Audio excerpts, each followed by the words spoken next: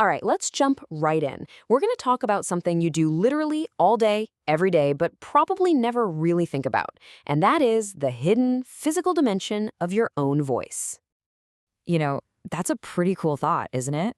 The idea that inside every single word you say, there's this tiny dance happening. Some sounds are really simple, just a single held note. But others, well, others are like a little journey. So let me ask you, have you ever really thought about the shape of the sounds you make? Not just the words themselves, but the actual physical shape your mouth is making? It's way more dynamic than you probably think. And that's exactly what we're going to get into. We're going to pull back the curtain on those sounds that just don't stay still, the ones that have a secret motion built right into them. Seriously, think about it. When you say certain words, your mouth isn't just locked into one position. Nope, it's actually moving, it's gliding from one shape to another, and it all happens in a split second. It's this super smooth, continuous transition. Okay, let's try a few. Come on, say these out loud with me. Boy, cloud, light. Did you feel that? Can you hear that little shift right in the middle of the vowel?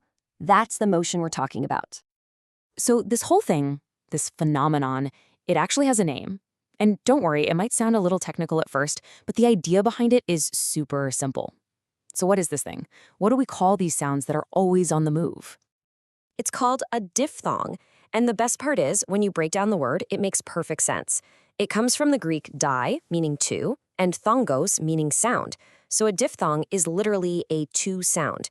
But here's the key. It's not two separate sounds. It's two sounds blended together into one seamless glide.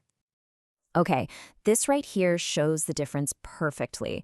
So on one side, you've got a word like cat. Go on, say it. Cat.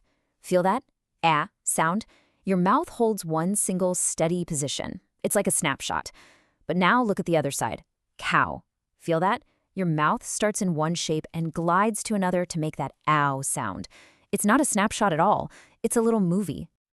So yeah, this makes it super clear that not all vowels are created equal, right? Some just kind of sit there, but others go on a real journey. So let's meet some of the most common movers in English. Think of them as the main characters in our story of sound and motion. Okay, check this out. For the I sound in light, it's almost like your mouth does a little smile. Your jaw rises as you say it. Then you've got oi in boy, where your lips start to round up about halfway through. And with ow in cloud, you go from a wide open jaw to rounded lips. Go ahead, try saying them. You can literally feel the journey each sound takes. So, hearing this is one thing, right?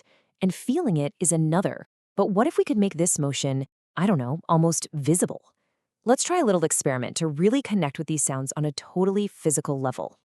This is where it gets really cool, because making one of these sounds isn't just something you hear, it's something you do. It's a physical action that you perform with your mouth, your tongue, your jaw, the whole shebang. All right, let's do this together. Step 1. Just say the sound I, but do it really, really slowly, like I. You feel that shift? Okay, now step 2.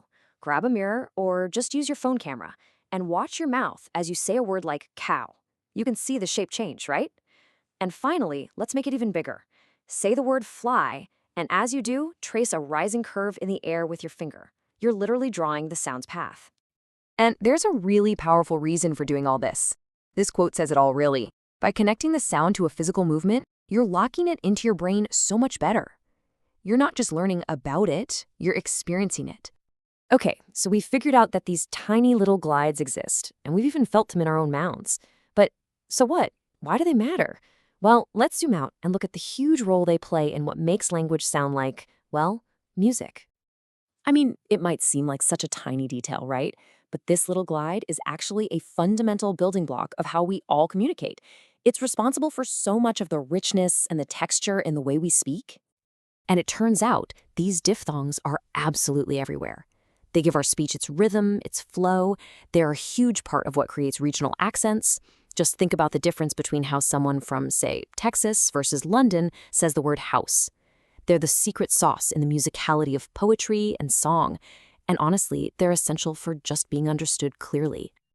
And when you get right down to it, this is what diphthongs remind us of. that language isn't just a static set of rules you find in a textbook.